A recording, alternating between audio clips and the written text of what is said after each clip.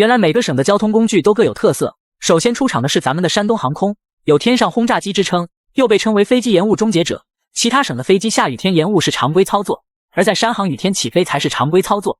太太，要不要起飞？不要，有雨。好嘞，收到。不要犹豫，走。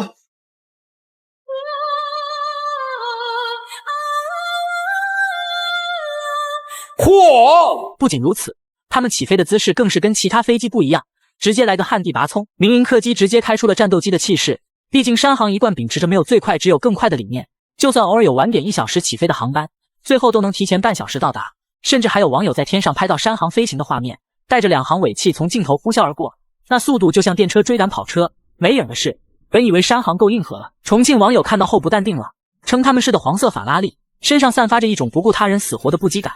爬楼梯都是司机的常规操作，只要乘客说一句赶时间，更是直接开启飞行模式，速度快到让你拍照只能拍到一个车影，也能快到一个急刹就能让你的浴脸在后座盖个章，更甚至连车贴都写着自信点，超了我。更有炸裂的重庆出租车司机，直接一路飙车飙到了上海，那速度堪比高铁。不得不说，黄色法拉利果然不是盖的。看到这，武汉网友坐不住了，天上战斗机，地上521就是指武汉公交，2块钱就能带你体验起飞的感觉，并附送飙车技能，让你现场体验一把速度与激情。真的是车在路上飙，人在车里飘。在其他城市，公交车急刹车就会遭到乘客投诉，而在武汉，每位乘客都有一个不服输的心，只要司机想超车，乘客都会不约而同地抓好扶手，超过其他公交后，乘客还会呐喊欢呼。他们丝滑的漂移、转弯都是司机师傅们司空见惯的操作，甚至还有漂移飘到把自己卡在桥底下的。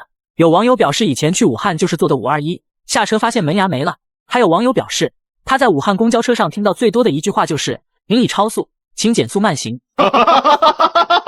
除了这些省份的硬核交通，听说山西人的出行方式是要凑齐4个人，而你们省又有哪些交通显眼包？